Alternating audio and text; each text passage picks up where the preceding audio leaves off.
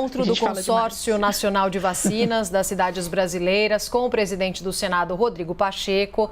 Nós vamos conversar agora ao vivo com o presidente da Frente Nacional de Prefeitos, Jonas Donizete. Muito obrigada por nos atender. Obrigado pela entrevista aqui na CNN e boa tarde para o senhor. Eu aqui agradeço. Boa tarde, Carla. Boa tarde, Roberta. Estou à disposição de vocês. Como é que foi esse encontro hoje com o Rodrigo Pacheco? A reunião teve algum avanço como resultado? Olha, primeiro cumprimentar os comentaristas aí que estão muito bem de fontes, viu? Eles praticamente retrataram aí boa parte da reunião, mas foi muito positiva. Eu acho que o presidente do Senado dedicou boa parte da sua manhã para compreender. Nós desfizemos essa fala de ontem do presidente da Câmara, Arthur Lira, disse que as cidades não estariam aplicando a vacina. Nós explicamos que existe um sistema no SUS que tem que se cadastrar quando se aplica as vacinas. E esse sistema é diferente de outras vacinas que praticamente fazia ali um risquinho, 2 risquinhos. Nós temos que colocar vários dados da pessoa que recebe essa vacina. Então, existe a morosidade por parte da informação, né, que as prefeituras precisam agilizar, mas existe também uma instabilidade, ou seja, o sistema do SUS muitas vezes cai, não funciona adequadamente. O que os prefeitos podem garantir para a população é que nós estamos aplicando todas as vacinas que chegam em nossas mãos. Tanto é verdade que vocês têm feito matérias recorrentes de cidades que ficam sem as vacinas. Colocamos como pauta principal a saúde. O orçamento aprovado esse ano é insuficiente, o orçamento federal, porque além de enfrentar a pandemia, nós vamos ter que enfrentar as consequências de quem se salvou da Covid, mas vai ficar com sequelas.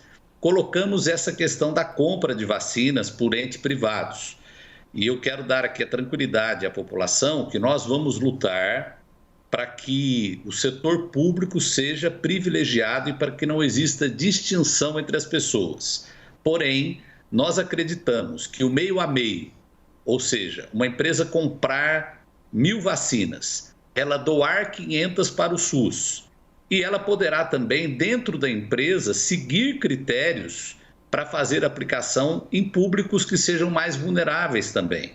Só dela acrescentar vacinas no SUS já nos ajuda a vacinar mais pessoas. Então, nós acreditamos, foi dito corretamente, aí existe um dispositivo legal, nós acreditamos que ele pode ser mexido, mas não com essa coisa de isentar imposto de renda, da empresa ficar com 100% das vacinas, dessa forma, não. E o único assunto que nós incluímos, que não é saúde, mas que eu acho que vai interessar vocês, é o transporte público. O prefeito de Salvador talvez esteja enfrentando a maior dificuldade, ele está com uma greve já há 4 dias, porque uma das empresas abandonou lá o transporte público, ele fez uma nova concessão e não teve ninguém interessado em operar. Então, as prefeituras em todo o Brasil, a população precisa compreender isso.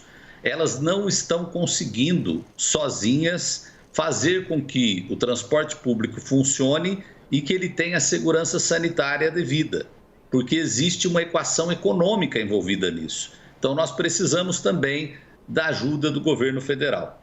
Teve mais pontos também, ele colocou o Senado à disposição na parte internacional do Senado para nos ajudar, para poder ter o contato aí com as farmacêuticas, com os laboratórios. E nós acreditamos que o Consórcio Nacional de Vacinas dos municípios vai poder contribuir muito na aquisição e na vacinação dos brasileiros.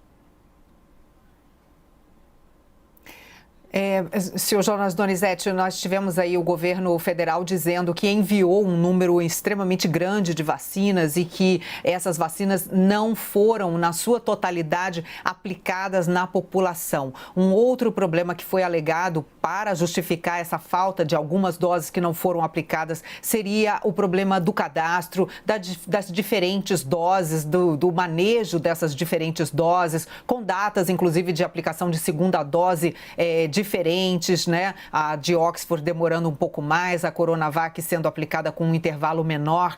E isso está trazendo problemas para as prefeituras de organização, de agendamento dessas segundas doses, o próprio cadastro mesmo que tem que ser feito da população. Pode ser esse o motivo do atraso ou o senhor tem alguma outra explicação para esse número que não bate entre as doses distribuídas e as efetivamente aplicadas?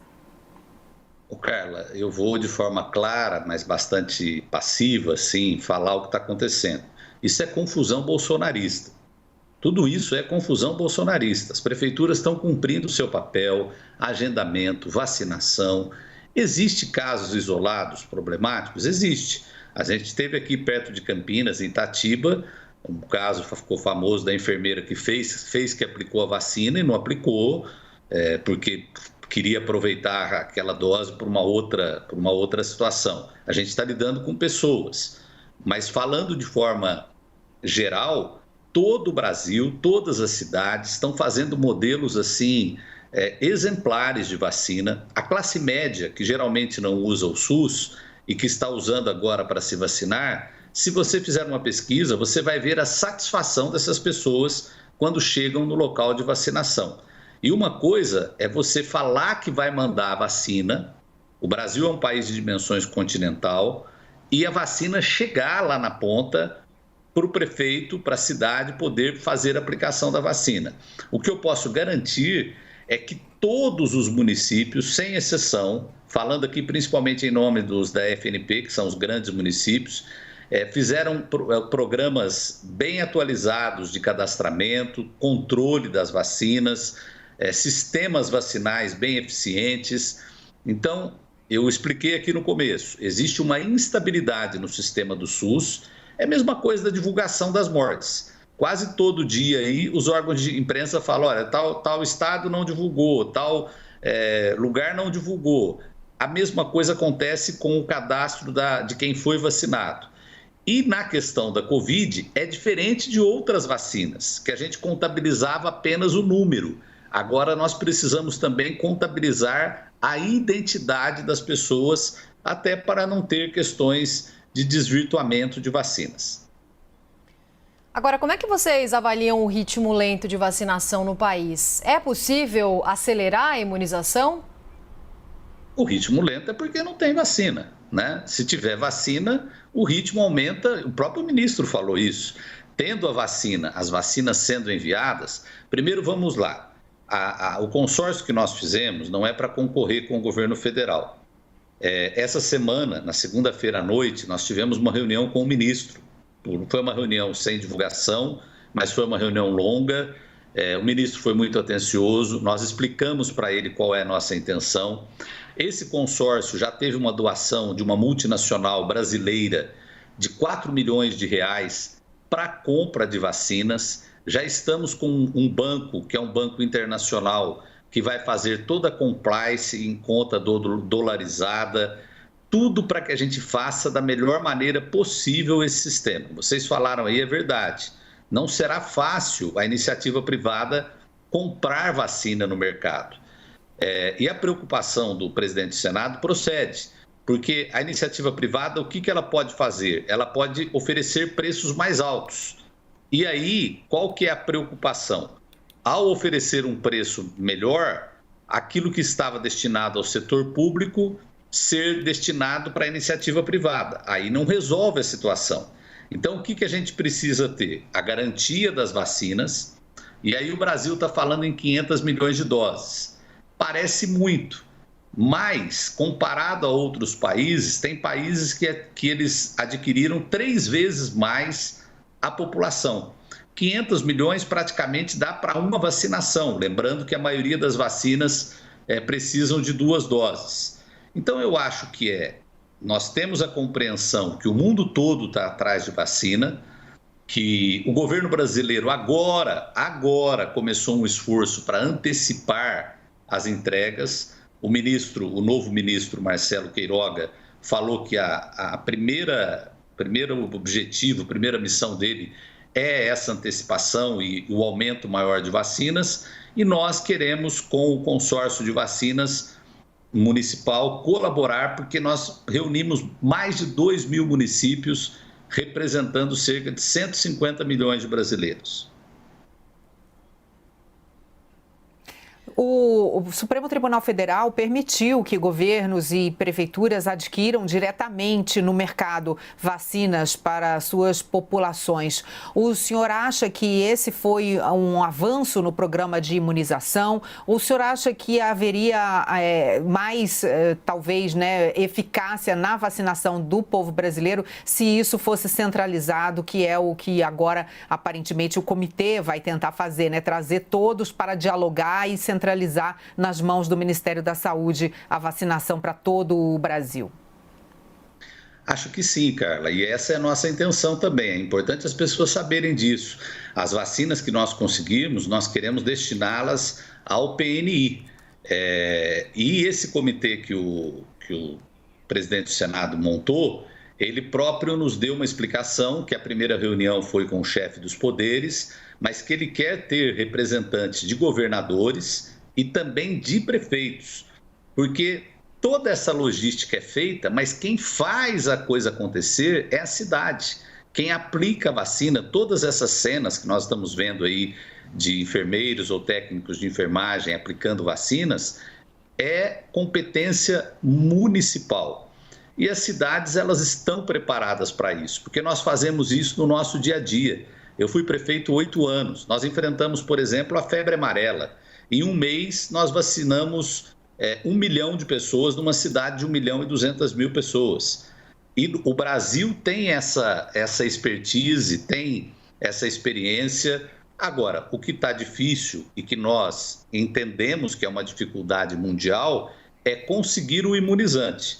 Por isso, centralizar no Ministério da Saúde, o ministro assumir essa função de ir atrás da vacina, porque diferentemente do que o presidente Bolsonaro falou, uma das falas dele, ele disse, o Brasil é um grande comprador, todo mundo vai querer vender para o Brasil, quando existe bastante coisa para vender. Agora, não é o caso da vacina. A vacina hoje é um produto raro e disputado no mundo todo. A Basília Rodrigues tem uma pergunta para o senhor também. Fala, Basília. Oi, prefeito, tudo bem? Boa tarde.